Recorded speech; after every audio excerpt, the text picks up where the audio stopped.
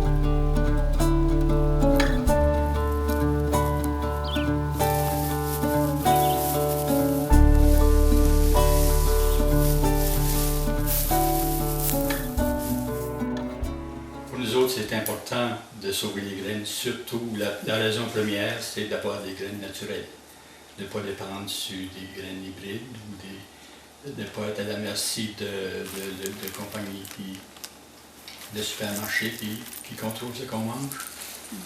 C'est nous autres mêmes qui contrôlent ce qu'on mange. Ça, c'est vraiment important pour nous. On veut des graines naturelles qui sont produites naturellement. Puis nous autres, on veut les produire sans produits chimiques, sans herbicides ou pesticides, ou sans OGM. On veut que ce soit naturel. En produisant nos propres graines, on a une certaine indépendance. On ne dépend pas sur les supermarchés pour notre nourriture. Les légumes qu'on produit sont gratuits. On n'a pas besoin de payer pour si on les produit nous autres mêmes.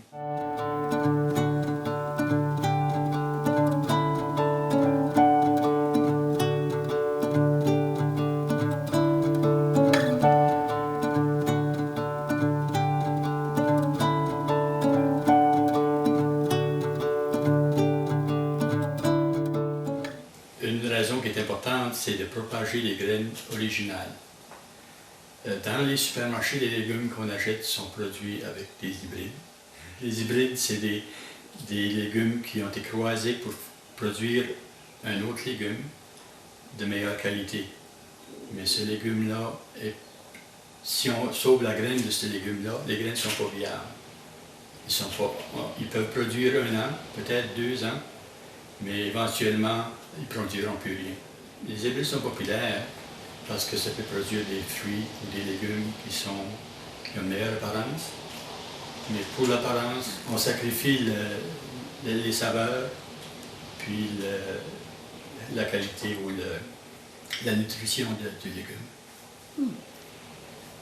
Oui, l'apport en vitamines aussi diminue beaucoup quand c'est des hybrides. Comparé à, disons, 50 ans passés, 100 ans passés, les graines originales, les légumes et les fruits qui venaient de ces graines-là, disons, avaient beaucoup plus de nutrition, de vitamines que maintenant. Ça, c'est prouvé scientifiquement.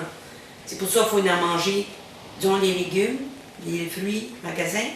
Il faut en manger beaucoup plus pour avoir le même apport en vitamines, nutrition que, disons, 50 ans passés.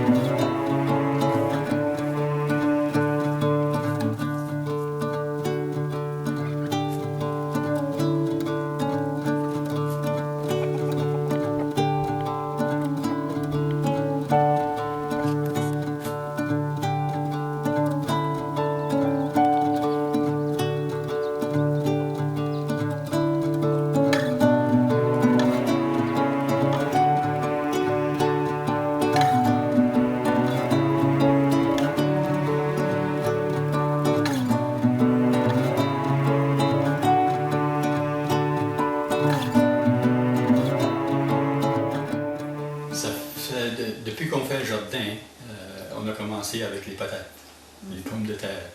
Sauver les patates, puis ressemer, puis garder pour la semence l'année d'ensuite, le printemps d'ensuite. C'est surtout la curiosité qui nous a incité à commencer. Puis une fois qu'on a du succès avec une, ça nous tente d'aller voir si on peut avoir du succès avec un autre. Puis graduellement, on a commencé à sauver les fèves, les pois, des choses comme ça. Oui, les graines, disons, plus faciles, comme des patates. Si tu as une graine originale, c'est facile.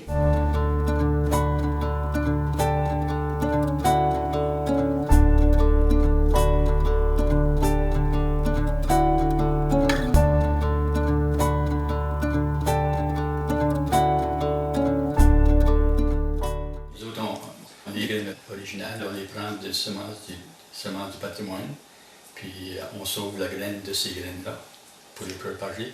Aussi, il y a une couple de compagnies qui produisent des graines originales, qui se spécialisent dans les graines originales. Il y a par exemple Hope Seeds de Nouvelle-Écosse, il y a Heritage Harvest de l'Ontario. On peut avoir des graines de cette façon-là aussi.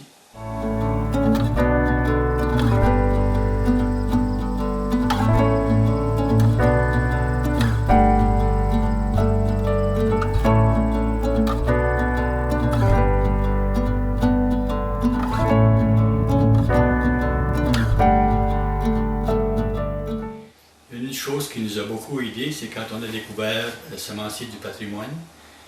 Ils nous ont fourni de l'information sur les méthodes et les procédures à suivre pour sauver les graines. Ça nous a beaucoup aidé.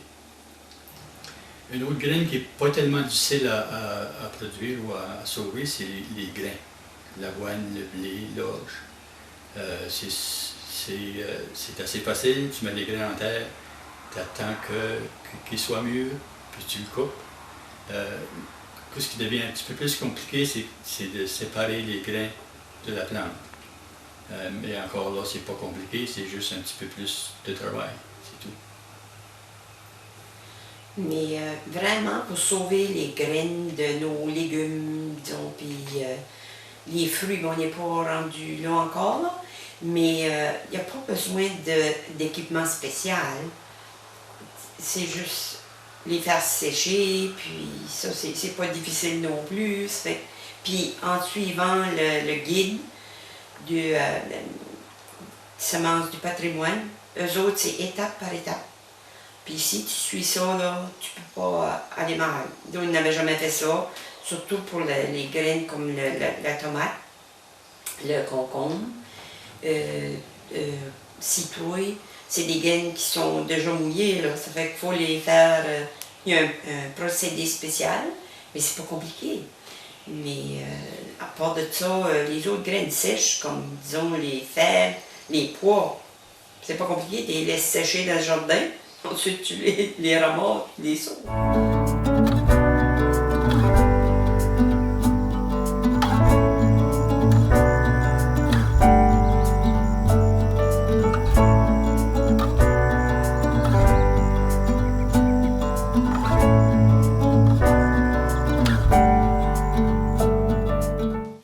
C'est pas difficile de sauver des graines, mais ça dépend de la sorte.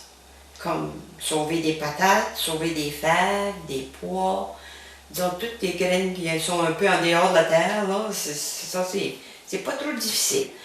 Plus il y a aussi comme des graines que ça prend 2 ans, disons comme les carottes, les navets, les baies, mais ça c'est un petit peu plus compliqué.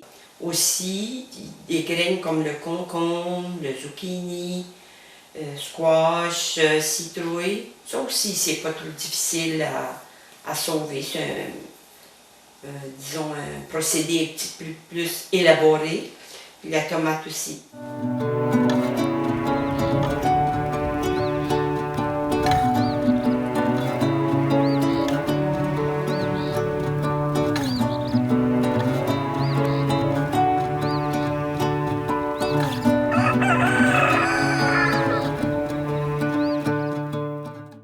Il nous est arrivé une petite histoire intéressante avec les citrouilles, une petite aventure. On avait semé les citrouilles puis les zucchinis trop proches, sans vraiment réaliser que ça pouvait se croiser.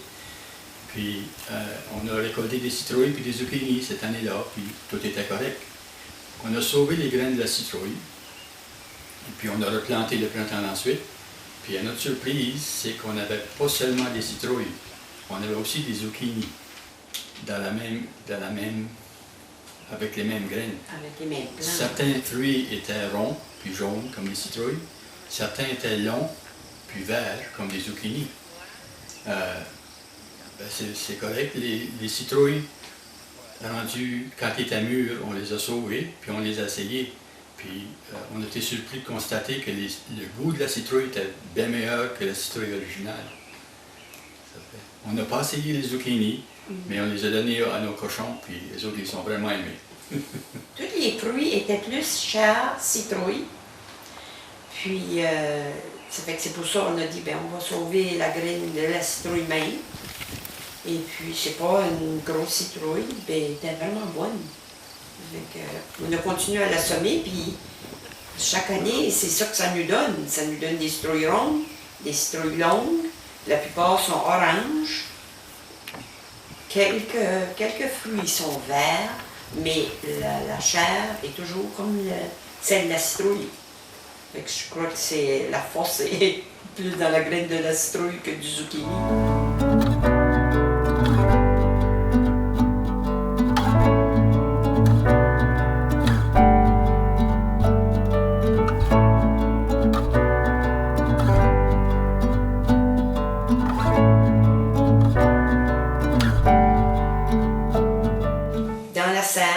Je vais juste semer une sorte de laitue. Là, c'est la laitue romaine, disons. C'est juste elle qui va être dans la serre pour pouvoir sauver la graine pour pas qu'elle croise avec, disons, d'autres laitues que j'aurais. Il y a d'autres laitues que je vais semer en jardin. Puis là aussi, je vais essayer de pouvoir sauver la graine de ma laitue qui est dans le jardin. Une chose qui est vraiment importante pour avoir des bons légumes, c'est de toujours choisir les meilleurs spécimens pour sauver les graines. Comme ça, vous pouvez propager la meilleure de chaque plante pour la génération suivante. Comme ça, vous avez toujours des beaux légumes. En conclusion, j'aimerais dire que pour nous autres, sauver les graines, c'est une satisfaction personnelle. C'est un défi en même temps, puis on l'a accompli, puis on est fiers, puis on veut continuer. Puis là, on va peut-être se rendre aux fruits.